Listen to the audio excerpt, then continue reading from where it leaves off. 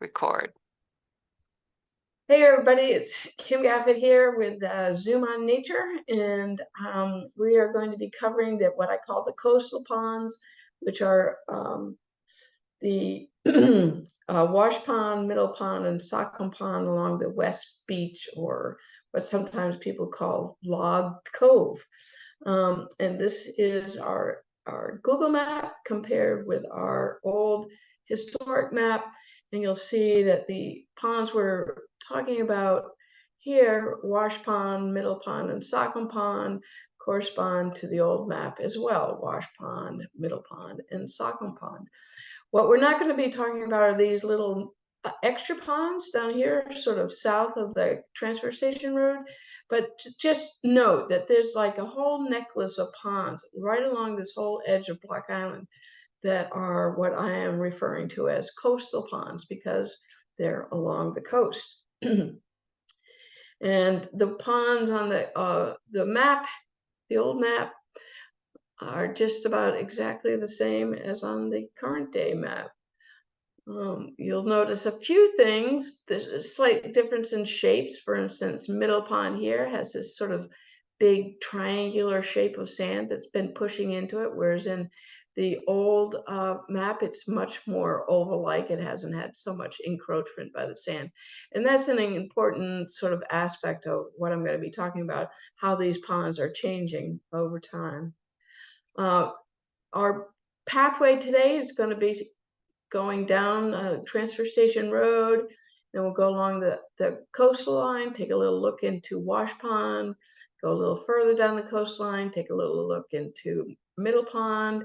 Another way to get to Middle Pond is by this Hodge Preserve path trail, but then we'll go back out and we'll go take a look into Sachem Pond.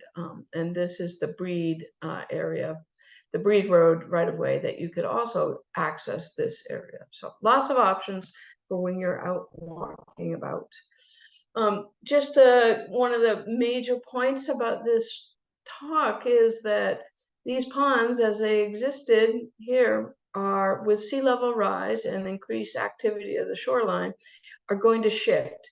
And this is a NOAA, this is a coastal resources, Rhode Island Coastal Resources map over here on the right, that is based on data from NOAA that is estimating that sea level rise will rise about 7 feet between now and 2085. And if it does that, Sachem Pond and Middle Pond will become linked, and the pond here, Wash Pond, will definitely be being inundated by the ocean, and perhaps this marshy area will become our next salt marsh, perhaps.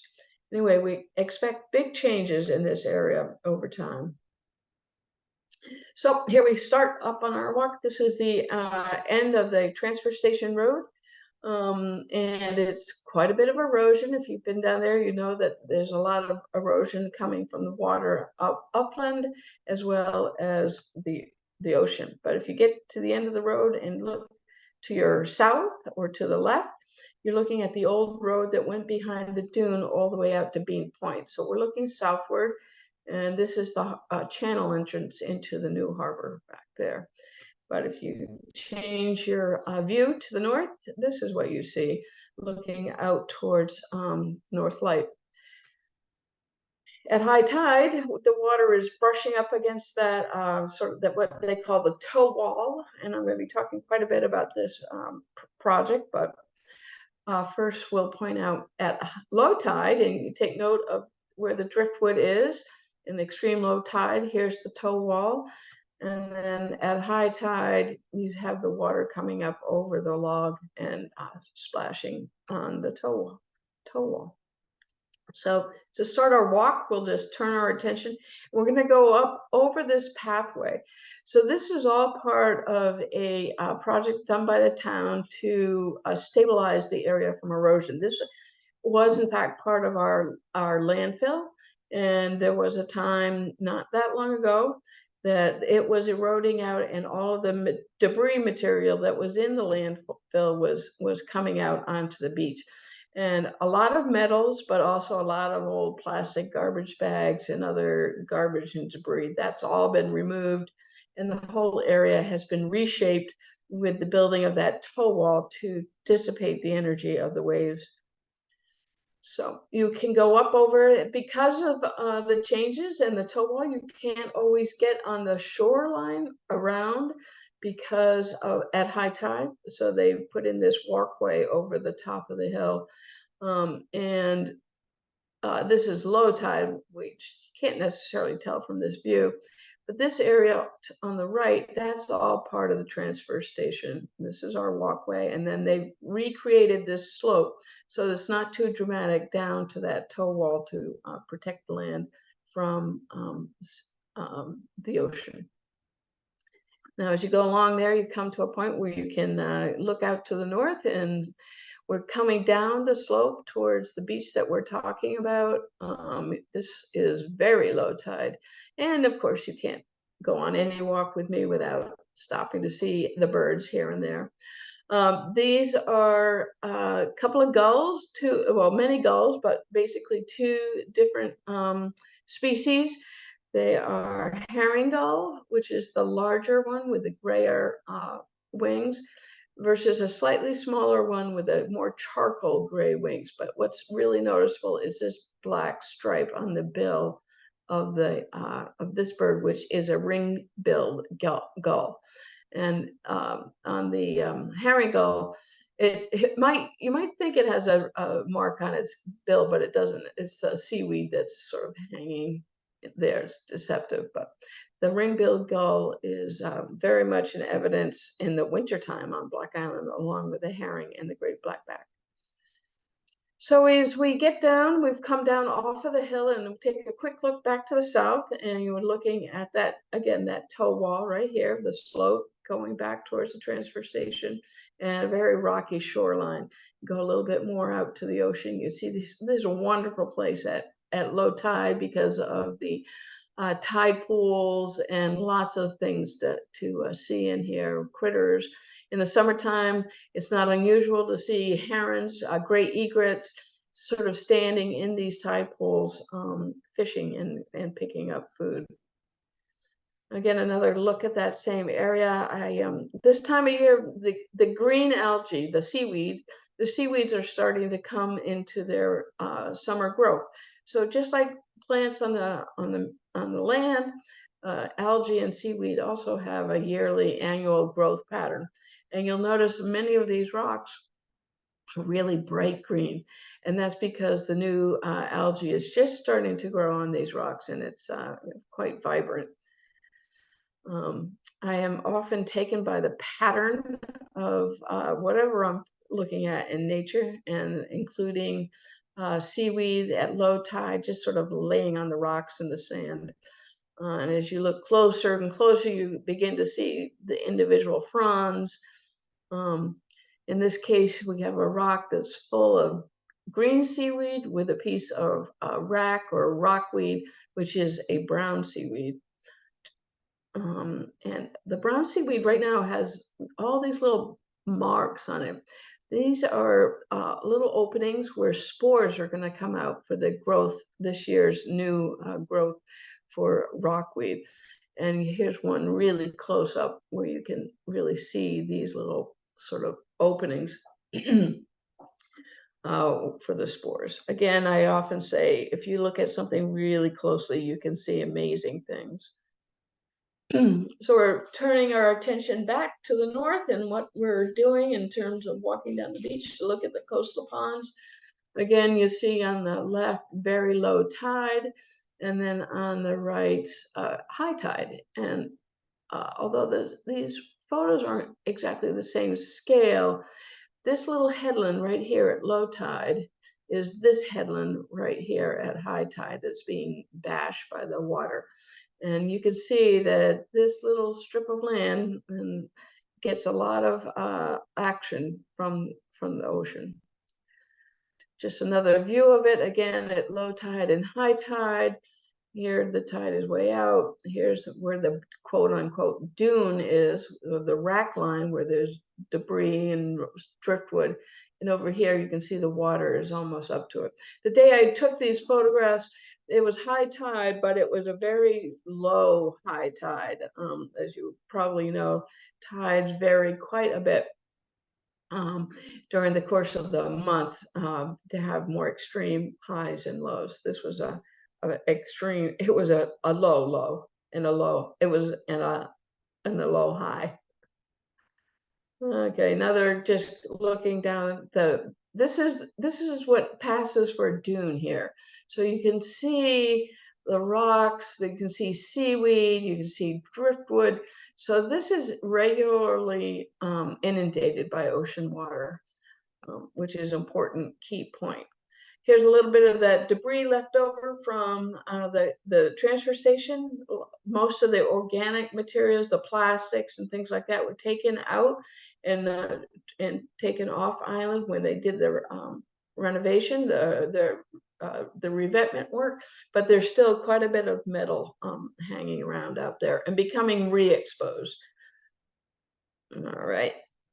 Now we've kind of gone up along the dune. Again, notice the seaweed, where the seaweed and the driftwood is. And then the Phragmites is indication of fresh water. And here is the transfer station buildings in the background and the sculpture. So we're looking at the back of the transfer station. And this is actually Wash Pond. At first, you don't notice that there's open water in here, but you can see it up here, quite a bit of open water. Wash Pond is quite a large pond, although a lot of it is covered with Phragmites and other marsh grasses. So it's starting over time to fill in, which is the natural succession of any open water pond. Another view where you can see the water a little bit more clearly. Again, the materials from the transfer station and the sculpture over on the left there. This is just to show that there's a real mix. I was just showing there's a real mix of open water in this area, even though at first glance it looks like it's all Phragmites and marsh or swampland. Wash Pond is an interesting shaped pond. It kind of has two lobes to it, which I'll be able to point out a little bit later.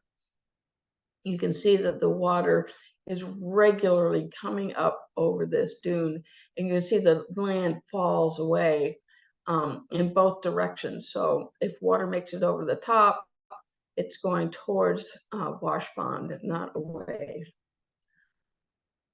Here we're standing down and looking at the top of the quote dune, which is basically a conglomerate, a mixture of stones and sand and beach grass. And if you look up over the dune, over this hummock, you'll see again the open water. This is a quick look back to the south again to see from where we have been coming. This is that area that's been re-sloped, if you will, with the toe wall and the pathway over the top. And we've walked along this way going north. Pretty soon we come to this marker, which is the land just to the north of the transfer station is owned by U.S. Fish and Wildlife Service, and it is known as the Wash Pond parcel. These photos were taken a little earlier this winter when this is state land that is, or federal land that is open to hunting, and thus the warning about wearing blaze orange and whatnot. I'm not sure you're going to find too many deer in here, but nevertheless, open for hunting. Now we've come to you walk down the beach, you come to the northern part of Wash Pond. As we mentioned, Wash Pond kind of has two lobes, the northern and the southern section. This one has a lot more visible open water near to the top of the dune. And you can see it's quite deep, sort of nice evidence of human activity in this area. A little, I don't know, summer. I don't want to say it's summer housing, but perhaps it was. Hope not. Kind of a precarious place. Again, I'm standing on the left side here. I'm standing on the beach, and it's not a very tall dune. It's just about my eye level. And if I took a couple of steps up, then you would see over the top of the dune into Wash Pond. But I'm showing this to show how fragile it is and is not. Wherever vegetation has a good hold, like this little hummock of Dusty Miller, kind of holds the land in place and becomes a working barrier against the ocean. But other places, it breaks through and water can easily go from the ocean into the pond. It's very, like all dunes, the grass helps to hold it in place, but it can be relatively unstable and have these little like landslides, if you will, of sand. So it's a very dynamic, it's always changing. And then the effects of wind and water and waves can hurry that change along at times. And I guess my key point to note on all of these ponds is that it's a very narrow distance between the ocean and the ponds, and they are being inundated now at certain times with big energy high tide storms. And over time, with the rising of sea level, these will become completely inundated on a regular basis by the ocean. And will go from freshwater or slightly brackish to probably eventually all saltwater inundated ponds on a regular basis.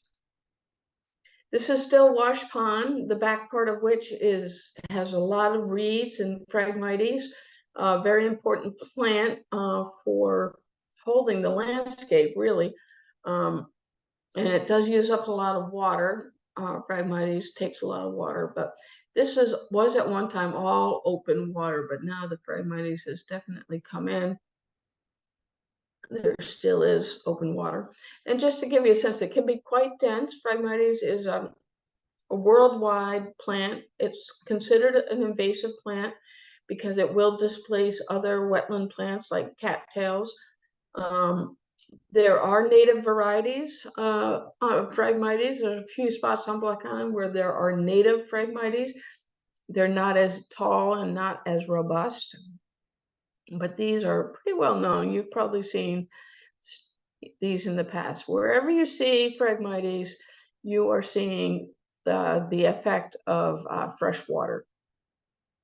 So we've just come down. This is the transportation route, and we've just looked at the first lobe of Wash Pond here, gone along the beach, and then looked at the second lobe of Wash Pond, and then that big expanse of Phragmites is back in here. Again, this is the older map. This has changed a little bit. The edges have gotten closer. There's not so much. This shows a wide dune. It's really a very, very narrow dune now between the edge of the ocean and Wash Pond. And about where we saw the sign for U.S. Fish and Wildlife was about right here, and it will eventually end right there. So this whole area is U.S. Fish and Wildlife property. So we're leaving the Wash Pond area, headed towards the next little headland. But of course, can't forget to notice the birds along the way. There's our ring-billed gull again. Notice that nice black line near, not quite at, but near the tip of its bill. And then tons of these, this particular day, tons of these wonderful sanderlings, very industrious little birds, just scooting all along, picking up pieces of seaweed and little insects and shrimp and any other copepods that might be in the seaweed, just poking, finding lots of food to sustain them through the winter. So this is that headland I mentioned, and we're starting, so where we had a pond and a narrow, quote, dune, now we're coming to a little bit more solid land, and it is holding the land out. So it is obviously being eroded by the ocean. You can see along here, but it's a different texture of substance. It's much more clayey very thick clay. Still, you can see the sort of the striations of clay in here. This area is so fine. There's hardly any stones in the land here. This is probably part of a glacial lake at one point. And the thing about a glacial lake is every season, every year, it puts down a thin deposition of material that just sort of falls and filters down into the floor of the pond. Happens today on all of the ponds. But if you look over tens of thousands of years, it builds up and you can see these thin layers of deposited material. This is called a varve, and V-A-R-V-E. And it's thin layers of clay at the bottom, some sand and sediment deposition, a little more clay, which is basically a very, very fine sand. But you can tell by looking here, and when you're standing there, this is very solid. It's got a denseness of thick clay and maybe a little bit of peat vegetation that hasn't been decomposed. And it makes a completely different substrate for this little hummock of land as opposed to the pond areas. Like all the bluffs, and these are not very tall bluffs. This is probably only 12 feet or so. On Black Island, but if they're a solid bluff and they have grass and vegetation at the top, that's holding the land in place, and erosion happens from underneath, so that you have this little overhang of material. So never walk to the edge of a bluff because there's probably nothing underneath supporting it. Again, erosion is happening. Here's the rock here, fell out of this hole right here, and you go down here and down this area of the beach in another couple of weeks, it may have rolled even further towards the ocean. Again, just a good look at that undercutting and how the roots of the vegetation above are just hanging out, but it's hanging on like a little mat.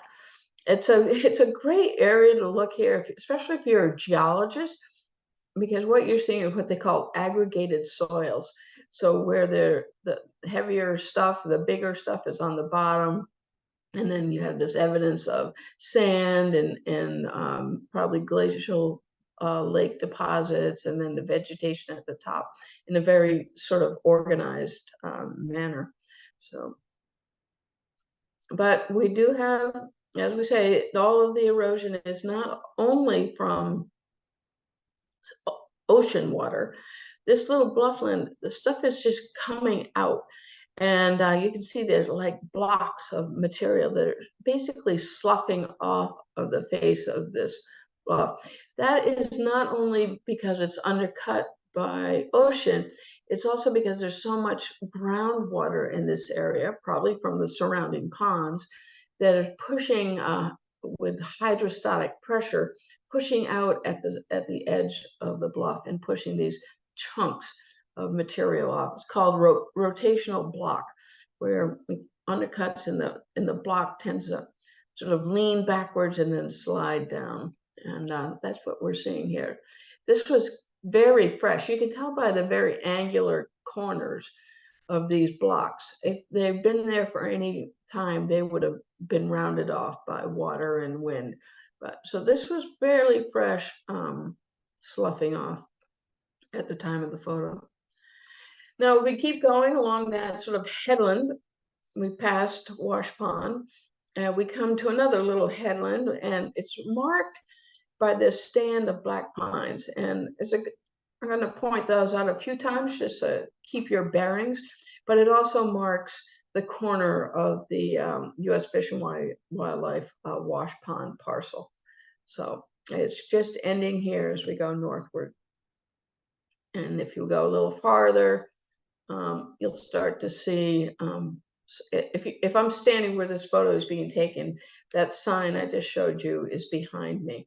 And we're moving towards this area where you can see is some snow fencing or sand fencing, dune fencing that didn't really hold. The posts are there and the wires are there, but it's too much storm damage and water damage basically just ravages the dune fencing and leaves piles of metal and lath around.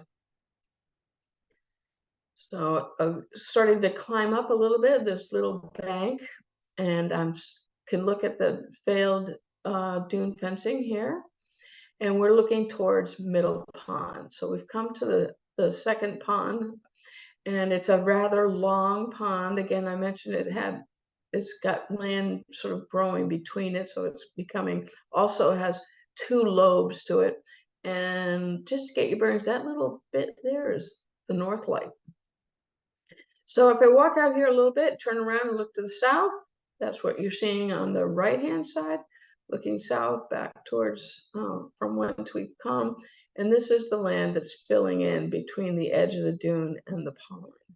And the trees, there are those green trees, the black pines that I mentioned. So we've come by the edge there. Here's again, just standing on the bank, looking over this filled in land into the more southern part of Middle Pond. This is a panoramic view, is slightly distorted, but you can make out the northern part of Middle Pond and the southern part. It's a very elongated pond. This really doesn't do it justice because of the distortion of the photo. So we'll try something else here. This is taking distortion out. And again, here's the northern lobe. Here's the beginning of the southern lobe. And here's that sand plain that is, the sand is just moving, increasing into Middle Pond. Just taking a little look at this sand plain, very sandy, open spots. Here's some Phragmites. The grasses that are in this area are critical to holding the sand in place. This is switchgrass, a very important native warm season grass you find throughout the island. It's a clumping grass. It grows in a clump. It holds the sand and the substrate in place. And then this is not all switchgrass. There's some other warm season grasses in here. And again, here are those black pines. And there they are again. Now I'm going to go, let me just go back there for a second. So far we've been on the public land. This is all town land and beaches. And part of this, what used to be the old road that went to the North Light, this part of this is also town-owned land, but there is a boundary somewhere here between town land and private ownership. So you cannot get up to Corneck Road from this part without going over private property. For the sake of showing off this pond, I'm going to be going on a path just to give you the views of private land that you cannot go on, but the path goes right along the edge of these green trees. And if you go there, you're now in a position where you can look north down the whole length of Middle Pond. So I was over in this area before looking this way. Now I've come around the south end and I'm now looking northward. And it is a stunning pond. If you go up the hill and up the road a little bit and look back, you can see just how small, thin the barrier is between the ocean and Middle Pond. And with sea level rise, even though it's well protected by a bank, the bank is not that high. And I imagine that over time, this too will become inundated on a regular basis by ocean water.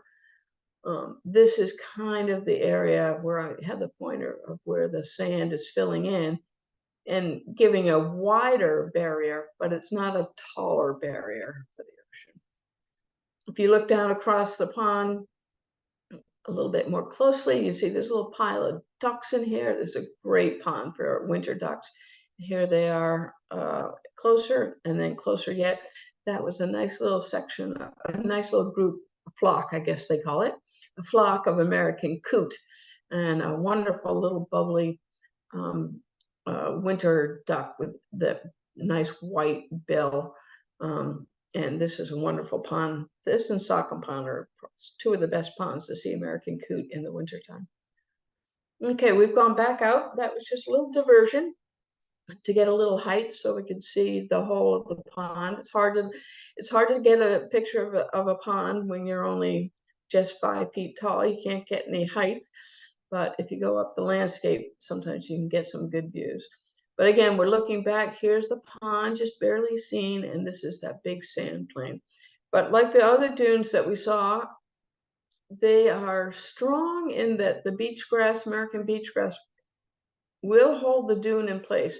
But wind and rain and ocean have a way of finding little low spots and pushing the sand down and making potential openings. And it's very, if there's no grass holding the sand in place, then there's room for a lot of erosion. And these are little landslides, but landslides nonetheless. So we're starting towards the north end of Middle Pond. It opens up again. We'll be going around the headland in a second.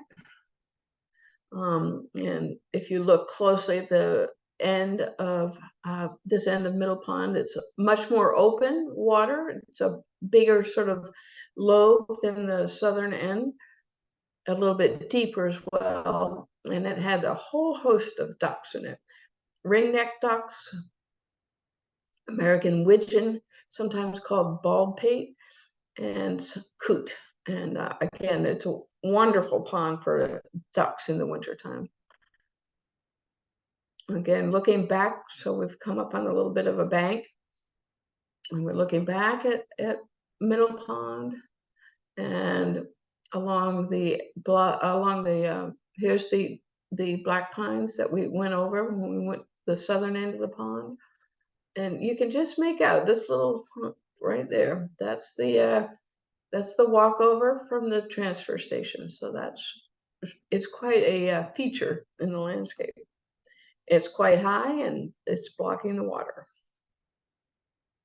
So this is Middle Pond that we just went. So we came up on the dune. Again, the dune is not anywhere near this wide as it was in the 1890s.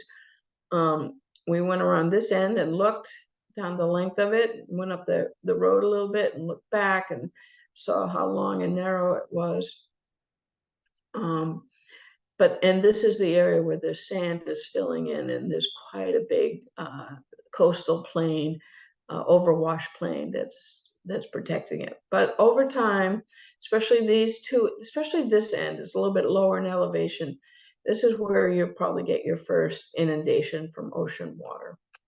Now you can get to part of Middle Pond by public access if you were to take the Hodge Preserve Trail, which I often say, do not use this drawing for wayfinding, but this is generally the pathway for the Hodge Preserve. And if you want to find that, you just go along Corn Neck Road and going north, Corn Neck Road, and this is going into the parking lot where you can park for the Hodge Preserve. And you know you're there because the sign right here. The only thing is the sign is right here by the gate, so you have to actually park before you can see it.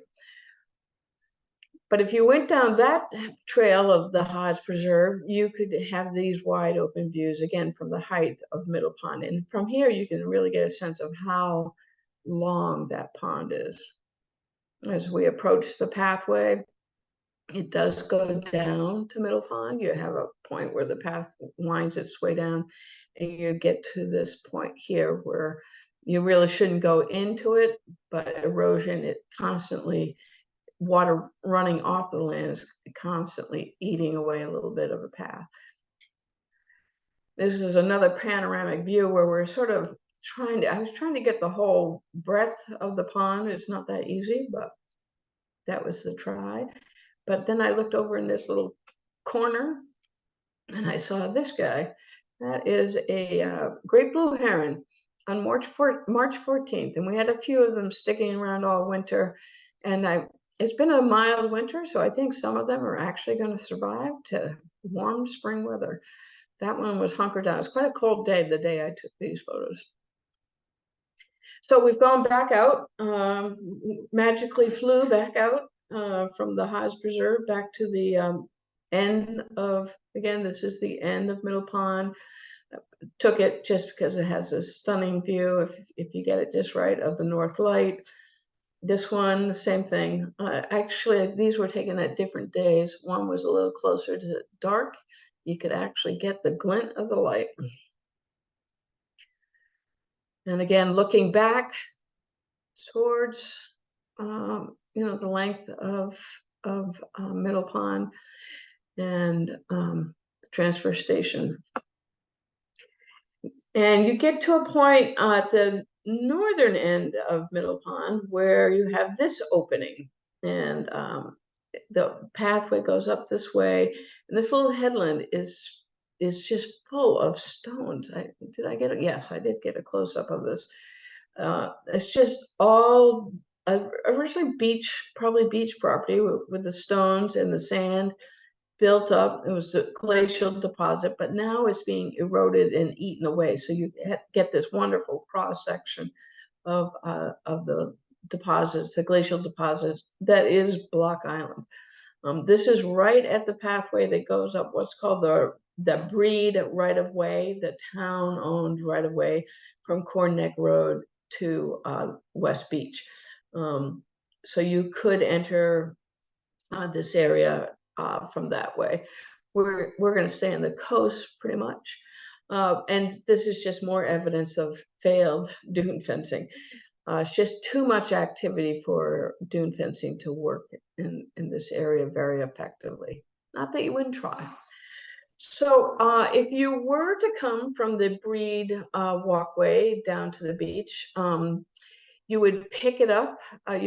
Corn Neck Road would go on this road, and you would come to this wildlife refuge sign. This is town land, so you have the right to walk on this road out to the beach. And when you came out to the beach, this would be, depending on the day, this would be the lovely view of arriving at West Beach. Before getting there, up on the Breed land, you can look over the southern end of Sachem Pond. And we will eventually be walking and looking into Sachem Pond from over here. And this is over here. This is a close-up of it. But another coastal pond. And again, trying to get the wide expanse that is Sachem Pond. This corner back here you hardly ever see unless you take the Breed right of way down to the edge of the ocean. And then, of course, Settlers Rock would be just off screen here. Now, if you take the pathway down to, from Breedland down to West Beach, where we're walking, you'll come to an area right before the dune, right before the shoreline, where it's really muddy, and it's always muddy. Even in the summer, it can be quite muddy here. And what you're looking at is water over here on the left, and there's water over here on the right. And the water is basically running, in this case, from north to south. And again, if you look more closely right here, this is the edge, the northern edge of Middle Pond. And this is the southern edge of the drainage off of Sachem Pond. And early on, I showed you when they were predicting sea level rise, how the two ponds would meet. This is the area where they would meet, and they are essentially, they're already feeding each other water. As I said, generally the water is going from Sachem to Middle Pond, but there's no reason not to think that it wouldn't go in both directions depending on which way the wind was blowing. But already there is evidence of the connection of these two major coastal ponds on Block Island. So back out on the beach, we've come down the Breed right away, and it was a beautiful day this day. So of course I couldn't resist that particular photo of the ocean. Plenty of energy, but quite beautiful as well. Again, I am on the end of the path from the Breed right of way, and I'm elevated a little bit so I can actually see Middle Pond in this direction. And if I turn the other direction, I'm looking towards the Back-dune, towards the North Light, and Sachem Pond is right on the other side of this big dune here. So this is, as it says, the end of the right of way, and we'll go back onto the beach. Oh, can't go out without noticing a few birds. And the ocean is a great place for red-breasted mergansers. And I know that this is not a perfectly clear photo, but it's a great, you can really see the difference between the male merganser, red-breasted merganser, and the female. They have sort of the same shape and form and little thin bill, the kind of wispy, crazy feather / hair, but the female is more brown. The male is much more strikingly patterned. I always say the female looks like it has a henna dew on its hair, head, feathers, etc. These are very common around the island, especially in the winter, red-breasted mergansers. Usually you see them in the harbors, in the ocean. Occasionally, very occasionally, you'll see them on a freshwater pond. The less common merganser on Black Island is the common merganser. So this is the first time I'd ever see common mergansers, and they were in the pond, in the freshwater pond of Sachem Pond, which is usually mostly freshwater, unless it's been recently inundated by the ocean. But it was fun to have both species of mergansers in the area. It's a little bit more robust of a bird, but the same, basically relatively narrow bill, which is great for catching fish. All right, back to the walk at hand, and we're heading down the beach. Quite rocky at this moment. Again, this beach is all the beaches on Black Island are very dynamic. They change. Sometimes they're rocky and cobbly, and sometimes they're sandy. And it all depends on the energy of the ocean that is taking the sand in and out. So this particular day is quite cobbly, but not as bad as sometimes. And again, we looking back south, and you start to see how this dune is building up. And I climbed up the little bank there, and see this low area right here. This is just to give you a perspective of how close these are. That low area is Middle Pond. So we've just come down the beach a little bit. I've come up the bank, and you see these, I believe those are mostly Rosa rugosa, and they're acting just like beach grass does, where the sand hits the vegetation, slows down, and falls and piles up to help build the dune up. And because these are plants, beach grass, which you see in the foreground here, and Rosa rugosa are especially adapted for terrible soil and wind and sand and low water, they can thrive in this area and help build the dune to protect the edge of the island. Two other plants that do that quite well is bayberry here on the left, and beach grass. And again, more undercutting, showing that even if it's not bayberry, just beach grass will hold the upper layer, and there can be undercutting of the sand underneath. Just more view of that. So we've come to a place where I can sort of get up the bank. This was not a very high bank, actually, but there's an opening here, and you can see it in the coastline. You come along here, and then it's sort of like a little delta, a reverse delta, where the wind is funneling through this opening and then scouring out the land behind it. So this is a process known as a blowout.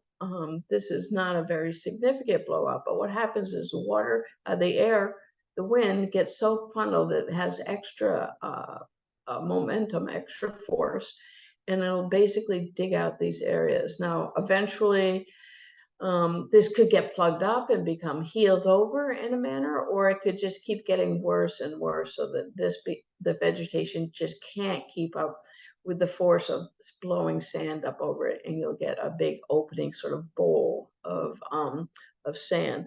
One of my previous presentations had to do with the North Light, and in that one I talked about the sugar bowl, which is a big sandy bowl, and that is a really good example of what a blowout looks like. But anyway, this is the Back-dune plain area where wind is really doing most of the damage here, because we're getting quite exposed. This is pretty high. I don't think that this is yet high enough to be inundated by ocean water, but wind is ferocious in this area. And you can see here, you can get a better sense of how bare this is looking. That's because the wind is blowing out the sand. This is we're looking at, I'm standing for this photo, I'm standing on the bank with my back to the ocean, and I'm looking across the sand plain and to this dune edge. And these are the dunes that are towering above the edge of Sachem Pond. And so we're going to be making our way eventually through this. But this is an area most people probably don't go. And most of the time, you don't want to go there because it's a huge nesting ground for gulls, herring gulls and great black-backed gulls. And there'd be a gull nest every, 5 to 10 feet, and a lot of ruckus and a lot of gulls diving at you, pooping on you, and regurgitating on you. So it's not the most pleasant place to go in the summer season. But it is wonderful in deep winter. It has an amazing landscape, wonderful textures. It's a whole mix of beach grasses and open sandy areas, bayberry, Rosa rugosa, and just sort of holding, the texture is incredible in terms of the visual texture. Again, we're just looking across the sand plain. I've gotten pretty high at this point, where I've gotten high enough on this dune where I can look down and see Middle Pond, right? And beyond that, the little hummock there at the transfer station revetment. And just try to do a little bit more of a panoramic type view. It's hard to get the whole view of what you're seeing with your eyes with a camera, especially a phone camera. This is another panoramic picture trying to get the whole expanse. So now instead of looking back towards the south, in this view, I'm looking to the north over Sachem Pond. So we've come from the left here and come to this high dune, and then these dunes are building up behind Sachem Pond. Settlers Rock areas, I believe, right there. So you can see when we have ocean inundation of Sachem Pond, it's not going to be from the west the way that it is for Middle Pond and Wash Pond.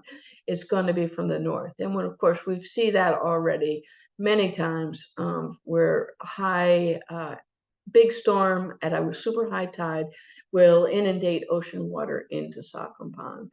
In the 1991, what they call the no-name storm, it actually opened up a channel on this little edge, and it ran for 24 hours in and out with seawater. So it's sort of interesting to look across and see that sandbar basically connecting and doing what it can to protect it from ocean inundation. But as sea level comes up, that will become very insecure. It will not hold, and this will become flooded eventually with salt water. And we saw earlier where the connection where the two edges of Sachem Pond and Middle Pond are so close and so connected by elevation. Anyway, looking down onto the edge of course, the dune is building up on this side because the prevailing winter wind is northwest. It's just blowing sand. All the sand on the beach is getting blown up onto the dune, what I call behind Sachem Pond. What you often don't see is on the west edge of Sachem Pond, lots of little coves and inundations, great places for ducks and nesting. Excuse me. And again, this is looking at the more southern end of Sachem Pond. The Breed right away actually runs, from the Cornick Road that way. So again, things are much closer than you think they are sometimes. And you can tell there's water in here too. Here's another one of those little coves where there's a spit of land and Sachem Pond water is coming in behind it. So this is the area we're just talking about. So we've come up on the dune about here. This this is not as wide, but a lot of the sand has moved in and is building up this edge, the dune edge here. But here, these are those little coves. Even in 1890s, you could see evidence of open water in these funny little coves along the edge, this particular edge of Sachem Pond. But this is much rounder than it is today. Today, a lot of this has been, the dune has moved in this way. So it kind of fills in there. So we're back out on the edge of the bluffs, looking towards, on the edge of the bluffs, on the edge of the beach, and Logwood Cove, and aptly named, as you can see, that log right there, looking to the north. And with that, I think we're nearing the end of the talk. And interestingly, that I'm trying to get the next image to come up and it doesn't seem to want to, which I think is the end. So I think we'll call it a day at that point.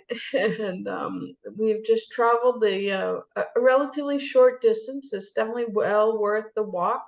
And there are opportunities where you can kind of go up the bank or the dune and look into these coastal ponds and imagine them in 50 or 100 years. They probably not going to be coastal ponds anymore, but they have wonderful vegetation types now, and change. What is it? The only thing you know for sure is that change will happen, and it's definitely happening in this area. So with that, and I will say that we've had other of these Zoom walks that have taken that would connect up here. Recently, we had one for Settlers Rock and Sandy Point, which would be a good one to pick up from this point. And we've also had one of the Breed right of way in the summertime, which is also a great walk. So keep watching the Zoom on Nature, and you'll get to go on great walks from your armchair. Ciao. All righty. Thanks, Kim. Yeah.